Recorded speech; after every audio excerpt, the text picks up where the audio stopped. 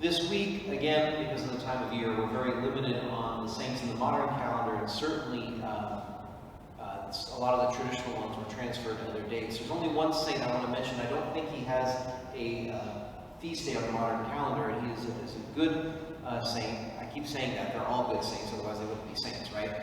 But Saint Benedict Joseph Labre, he's not very well known. Very interesting situation, because he, like a few other saints, tried to join a monastery. Actually, he tried to join two religious orders and was actually rejected. And there are valid reasons for that to happen. You don't have to be an evil person or possessed or anything to be turned down by a religious order. These days, you just have to be Catholic. But he was denied several religious orders, and what he ended up doing was then living his life as a pilgrim. He spent his life as a pilgrim, living on alms, visiting shrines, and meditating on the sufferings, particularly of Jesus and Mary. So, very interesting saint who lived his call to holiness in a somewhat different way. But today is known as Divine Mercy Sunday, and so I want to speak about that theme. It's not just that we just slap the name Divine Mercy on it. Obviously, in today's gospel, we have the institution, the obvious to anyone who reads the Bible, institution of the sacrament of confession. Christ gives that power to the apostles. And so I want to speak about mercy. I'm not going to speak about the fact that you need God's mercy, because I do that a lot. I've spoken about it a lot. I will speak about it again. But at some point I have to realize that those who do not yet realize they're sinners, there's only so much I can say. It's going to take the grace of God to get through some hard heads. Okay, so I'm not going to say much any more about that today. And I only want to mention in passing something that I do think bears repeating often. But I'm not going to expound on it. And that is, when we speak about God's mercy, the majority of people that I work with do not recognize how sinful they are. But there are some people who I encounter who don't recognize God's mercifulness as they ought to, due to whatever condition. Again, I'm not going to go into detail, but I just want to repeat the statement often so that if they're listening, they hear it. There is no sin too big for God to forgive. You, my dear child, are not big enough to sin so much that God cannot forgive you. God will always forgive true repentance. So, if there's anyone who is still laboring under that, please be assured you need a good confession, maybe some spiritual direction, but God is merciful as long as you are repentant. But what I want to talk about more than is mercy in our own lives, and more practically between us, not necessarily between us and God. I'm going to start with a little multiple choice quiz. You don't have to answer out loud. This is rhetorical, okay? The question is how should someone respond if they are upset about something at the church? Option A, accost the priest emotionally after Mass and then walk off without resolving anything. B, gossip and complain to like-minded people in or outside of the parish. C, stop attending Mass at that parish. Or D, wait until one is a little bit calmer and then schedule an appointment to talk with the priest and give him the benefit of the doubt that he might know what he's talking about. So if you answer D, that's the correct answer. If you answer A, B, or C, there's a problem. Okay? However, there are people that think that that's the right way to approach things. I'm just waiting for something to happen after this weekend sermon.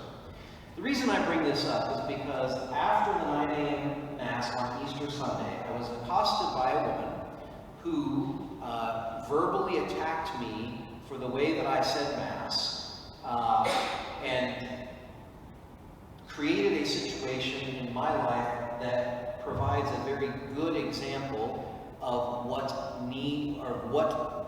the need for mercy looks like and how to live it. Now, I should say right off the bat, I'm going to sound really holy as I talk about this, but that's because I've already gone to confession for the ways I did not handle this situation well, and I'm not going to share that because I don't want to give a bad example.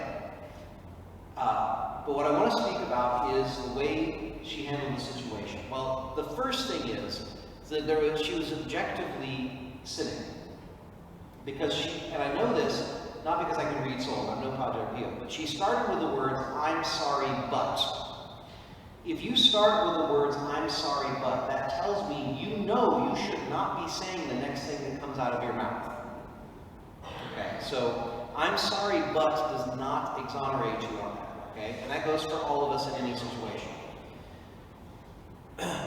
So she speaks, and the reason for her emotions, I want to clarify this as well. From what I could gather from the very brief and emotional interaction, it seems to be that she believes that the way that I said Mass would prevent her 11 grandchildren who were there that day from ever going to Mass again.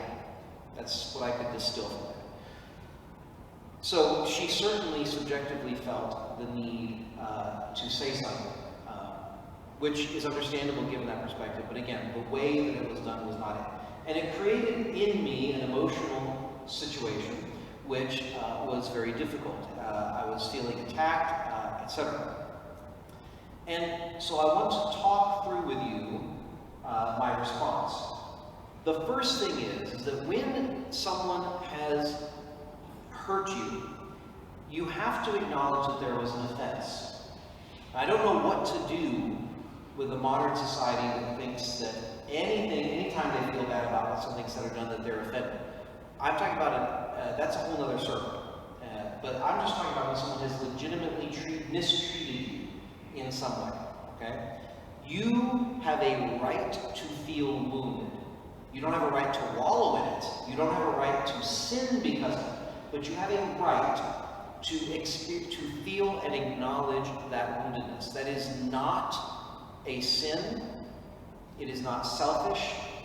It is healthy. Again, you have to avoid sin. We'll talk about that a little bit more.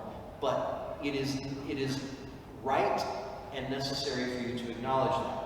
And the first thing that I want to say about this is to talk to someone about it. Obviously, I shared that with some of my priest friends, etc. I don't actually know the woman, so I can't tell you who she is, even if I wanted to. I wouldn't, but so talk to people, get it off your chest. Don't talk to everyone. Don't blast people on social media. That is so infantile. Okay? But talking to one or two people, a small group of friends, people that you can trust, etc., and especially without sharing the names or falling into judgments about the person, is a healthy thing to do. Partially one of the reasons I'm doing this today, although like I said, on a personal level, I already did share it throughout the week. What happened because of that? Well, that was the first Mass after I'd already done the vigil, right? So I had 2 more Masses, and in both of the Masses, particularly the second Mass, the noon Mass, I was being attacked by the devil with the prodding which he does to us when we are wounded.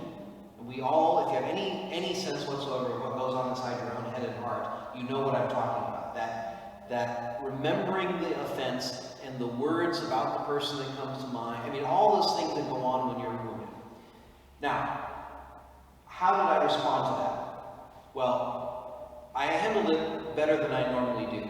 Of course, normally I'm also just thinking about what's for lunch, but the point is that the devil also gets at me that way. And I say the devil because what I did what St. John Vianney did.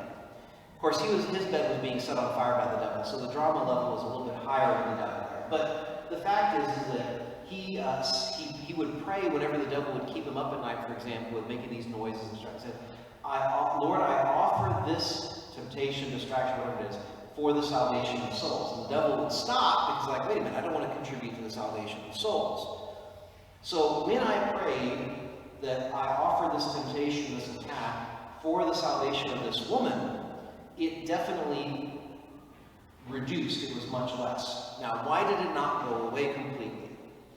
Because the wound was still there. The devil was merely pouring salt in the wound, and by praying, that stopped. But that doesn't mean I felt better. The wound was still there. But it was a lot less because of that. So it was also much more bearable because I wasn't being kicked while I was down. So we need to remember that in these moments, it's not just what's going on in our own head. The devil is a master tactician, and he's going to hit us where we are weakest. And when you're experiencing a wound like that, you are very weak. That is your weak point, especially when it's fresh. And so even though spiritually I was not under attack anymore at the moment, I was definitely still hurting. Now, when we are dealing with wounds like this, there's one thing that we want to consider, and that is we can legitimately protect ourselves when we're wounded without acting contrary to God's mercy. Okay? Some people prefer the attitude of expletive them, I'm not going to ever have anything to do with them, block, unfriend, unfollow, whatever you do, I would just get them out of my life, right? And that's generally very childish, depending on what they did, of course. I mean, there's sometimes where that may be understandable, but you need to also accept the fact that you can protect yourself. You can set up boundaries. A good example in a non-emotional way is you are not obliged to go back to a mechanic that cheated you, right? You are not obliged to keep going back and experiencing the same hurt. You're allowed to set up the ground. Now that's a lot more difficult, of course, when it's a spouse or a family member that you live with, or even an extended family member you don't see very often, but they keep calling you, right? It's more difficult the closer they are, but you have the right to set up boundaries so that you are not continuing to be hurt. Now, the situation I'm sharing with you today that happened to me is a little bit difficult because I don't know who this person is. So this and a lot of things I'm going to say today I can't actually put them into practice. I don't think she was at 9 a.m. And given the way she treated me after Mass, I can't imagine she's ever coming back here. But we all know people in our lives that we are in conflict with, that have hurt us or that we've hurt, and there's something wrong with the relationship that we're going to encounter again. So we need to remember that and how to deal with it. Now, I'm not saying that I refuse to do anything if she ever shows up again. I am saying it probably would take a couple of weeks for me to actually do it, though, because my immediate response right now would have far more expletives than holy words, and I probably shouldn't do that. So my advice to everybody is that while you need to do the things that I'm going to share, especially from the gospel, you want to make sure that you're doing so properly and charitably and patiently, and not reacting purely out of emotion. Speaking of emotion, let's look at one other factor here. Some people who have heard what I'm saying possibly have thought, well, Father, just suck it up, just deal with it. And there is something to that, but there's also a lot of bad to that, because when you say that to people, you're not really understanding their hurt, and you're not understanding how legitimate it may be, how deep it is. So I did not actually understand why that was so annoying, or why that hurt me so much. Because yes, that one incident was just a small aspect of an otherwise fairly glorious weekend with beautiful liturgies and people showing. It was a good Easter Sunday, right? But what I finally did is I tried to deal with it well, but by Wednesday I was still not feeling right. And so I said, all right, Lord, you and me, right? So I went to the chapel and I sat there and we got to talk about this. And what I came to the conclusion, I'm assuming it was him revealing it to me or bringing it up for me, is what it was about that situation that was actually triggered, not the fact that someone was complaining. And then the pattern in my life of why this whole string of circumstances has me responding so strongly to that. Now, the details aren't important for what I'm saying. What I am saying from a practical side is, as I've mentioned before, when it comes to strong emotions, we have to bring them to the Lord. We have to bring them to Him, show Him the wound, then be quiet and let Him do the surgery. And it's not going to happen all at once. It's not going to happen miraculously necessarily. It very rarely happens miraculously.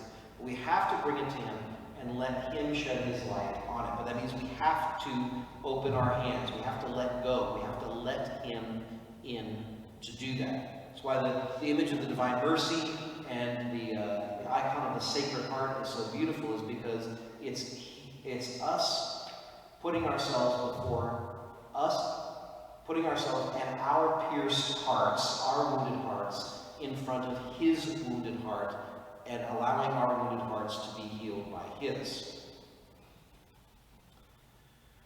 When we get wounded, the macho response very often is to just simply block the person, cancel them, ghost them, whatever word you want to use from the modern parlance, right? It's just simply have nothing to do with them anymore. But that's not what Jesus wants us to do. The gospel is very clear on this. And again, this is a little bit difficult given in this particular example I'm giving you. But it says you should take the problem to the person. If it's the priest, though, don't accost him in the line going out of the church. Okay? Talk to the priest, right? If Jesus says that they don't listen to you, then take one or two witnesses. If they don't listen to them, bring them to the church. And if they don't listen to the church, then treat them like a pagan. He is not saying that you have to keep trying with someone who's not willing to try. You have to be charitable. You have to show mercy. You have an obligation to try and resolve with a person, but that requires their cooperation. He also says in another part of the gospel, when you go to offer your gift at the altar, and you remember that someone else has something against you, not even that you're hurting, but someone else has something against you, you go and be reconciled and then come back and offer your gift. But, as I just said, they have to be willing to cooperate with that. You can't make someone reconcile. You cannot make someone reconcile. They may not be capable of it. They may not have the emotional capability, the emotional maturity to do that. It may require time, though, because whatever it is can still be very deep. It may not happen right away. It may never actually happen, because God's never going to override their free will. If they're closing themselves off and you're attempting to reconcile, then it may never happen. But the only soul that you have to answer for is your own, not the other person. If you try to reconcile, that's what God expects. That means your heart is open to trying. But you will answer for your soul. Whenever we pray the Lord's Prayer, which we probably pray several times a day, hopefully, forgive us our trespasses as we forgive. As we forgive. We are telling him, don't forgive me unless I forgive other people. Your heart cannot be open to receiving the mercy of God if you are not open to giving mercy to someone else. So this is not just an academic exercise. It's not just a nice idea. It is absolutely essential to the Christian life. If we are not willing to at least try, not saying it's easy. I've had a rough week over this because it's not easy. But if we don't try, we ourselves are not going to receive mercy either, because our hearts are closed off to it. I want to just end by making the observation that while these events, thank God, are now relatively rare in my priesthood, yes, there are people who have gone to many of the surrounding parishes, or maybe even stopped going to Mass altogether, but that's probably a different story. There are people who are here at St. Jude's who are unhappy and just too lazy to drive any further, to go anyplace else, or who are here and just simply like to pretend I'm not the pastor, or that Father Francis is still the pastor, or whatever it is. But that is not the majority of my experience. Either they're hiding it very well, or it's not really that common. So I don't want to make it sound like I feel like, the whole parish is against me or some nonsense like that, because I know that's not the case. I'm simply saying that one incident was so triggering and wounding that it feels that way. But objectively speaking, I know there are so many of you who are grateful. I know that so many of you are trying. I know so many of you will want to learn, who want to grow in holiness, who want to have a closer relationship with Christ and the church. And so I recognize that, and I want to make sure that I say that in addition to all the other stuff that goes on, and to offer my gratitude to you all for that.